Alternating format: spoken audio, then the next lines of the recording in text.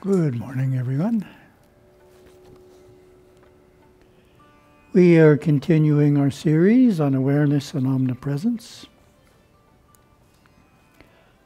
The last few presentations, we looked at the Shum concepts of awareness as both ni'if and i'if.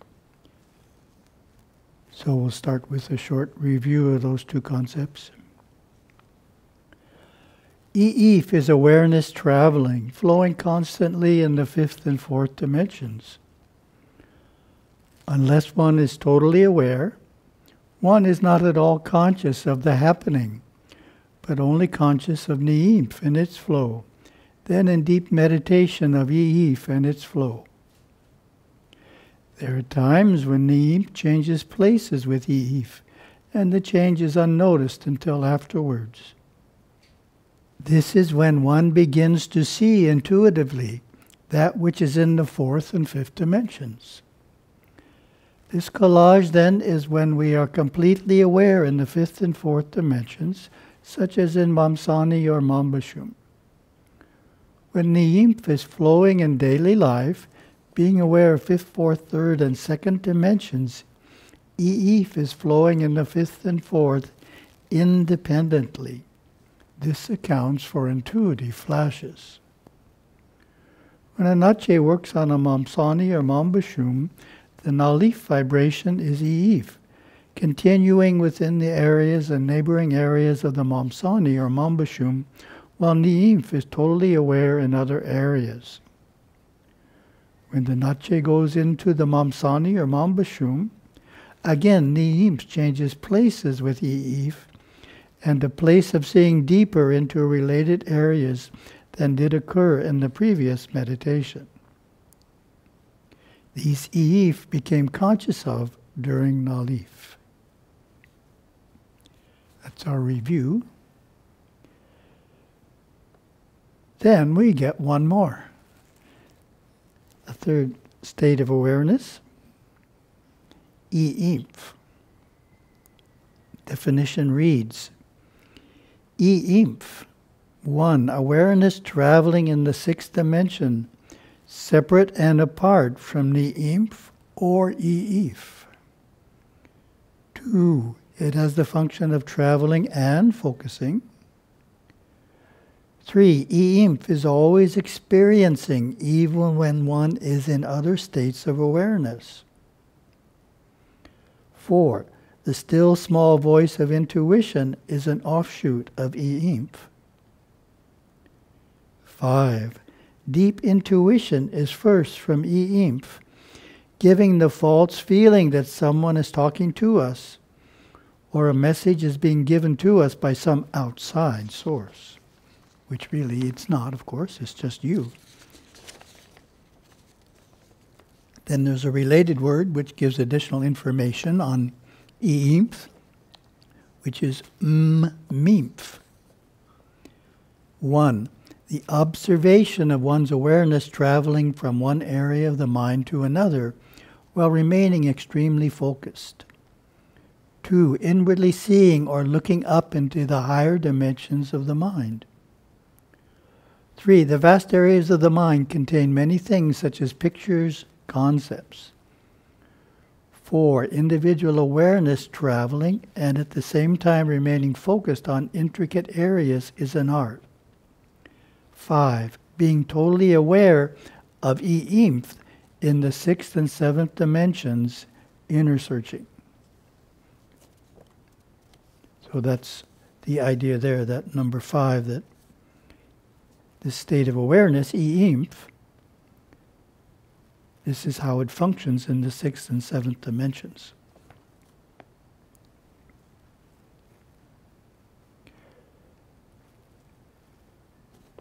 So Gurudev did not write very much about i'if, but I wanted to include it anyway so that we have the full picture, which is that there are 3 states of awareness simultaneously operating within us, and we can bring any one of the 3 into the foreground, and when we do so, the other 2 go into the background.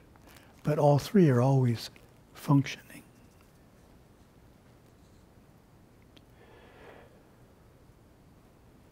Then we have some lessons from Merging with Shiva. Lesson 194, the use of intuition. So as Gurudeva mentioned in the definition, deep intuition is first from e-imph, giving the false feeling that someone is talking to us or a message is being given to us from some outside source.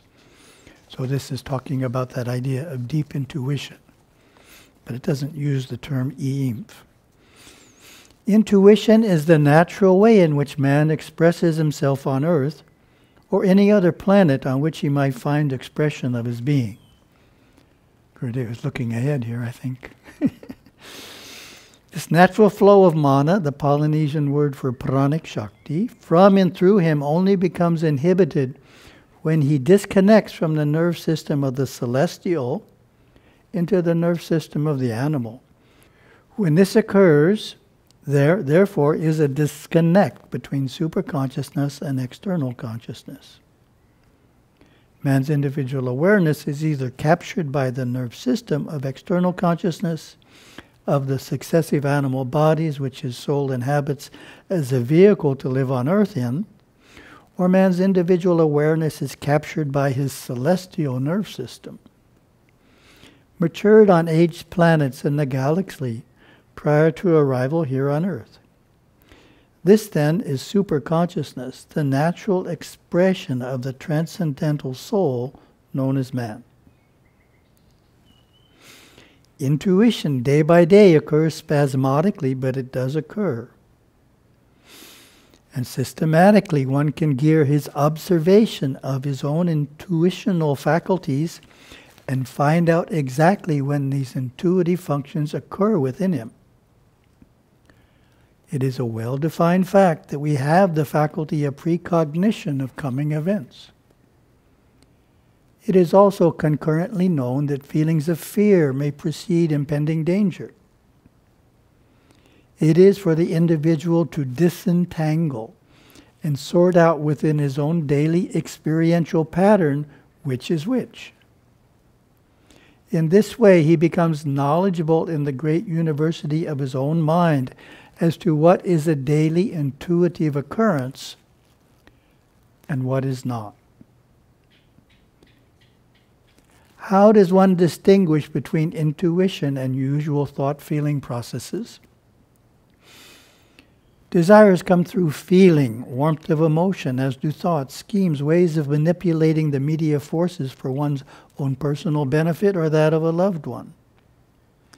This is contrary to the power of intuition, which runs cold and is direct, like a bolt of lightning in the inner sky, or the subtle rainbow of an etheric aura which bypasses processes of current thinking, giving answers before the question and solving problems before they have accrued.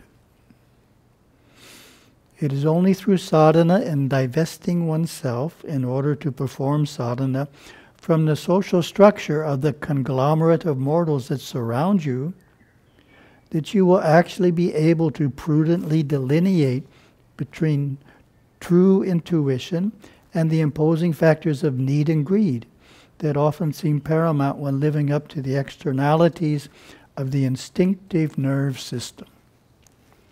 Beautiful phrase there. Imposing factors of need and greed. No, Gurudev keeps going. Lesson 195. We have one more lesson. Here's a fine example of the use of intuition. You have often been in a situation in your own mind where you felt a subtle direct impulse from deep within you as to how you should proceed. Most probably you denied it as fantasy and commenced in a logical way to fulfill your impulses and desires from previous patterns of experience, only to find that you would have traversed agonies and confusions had you followed the subtle impulse of direction which was rejected to enhance established patterns of procedure. But I might add that that first impulse must have registered itself as cold and clear, direct and profound. Only if it did would it have indelibly imprinted itself within your memory patterns clear and sharp, thus distinguishing itself clearly from all warm emotional feelings that appear to be reasonable and totally in line with the current pictures of the day. In current events, most people guide their lives on prior reasonable patterns. This knowledge is only prophetic. It has absolutely no relation to the other courses of action entered into by intuitive decision, which in turn would encase man's individual awareness into the strong, dynamic, superconscious being that he ever was, is now, and always will be. Though we often use the terms unfolding intuitive faculties and developing intuition, they are only used in an effort to encourage the aspirant on the path to work within himself in subduing his intellect so that he can actually observe the already functioning totality of the intuitive area of the mind. Oh, that's kind of relates very directly to the Shum, Imph. It's already functioning. All three states of awareness are always functioning. We're just not able to clearly identify them. So this is using the word observe. We're not, so that he can actually observe the already functioning totality of the intuitive area of the mind. In order to subdue the intellect, the conglomerate of thought patterns and established modes of procedure according to the culture of the day, it is first quite necessary to inwardly observe how one's acquired intellect actually functions. Observation is a faculty of the intuitive area of the mind, and this particular aspect of observation that I have just described comes into usage only after regular periods of meditation have been maintained over a long period of time. True, our intuitive faculties do constantly mingle through thought sequences each day, but our ability to distinguish one from another is accrued only through regulated discipline of our individual power of awareness.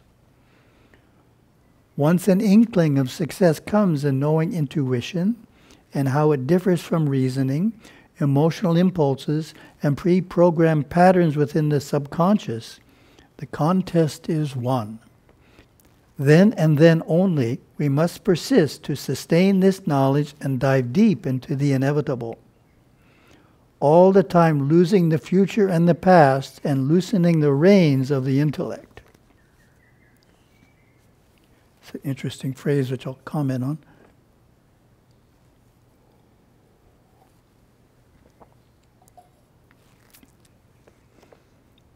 Losing the future and the past, it means not dwelling there unnecessarily.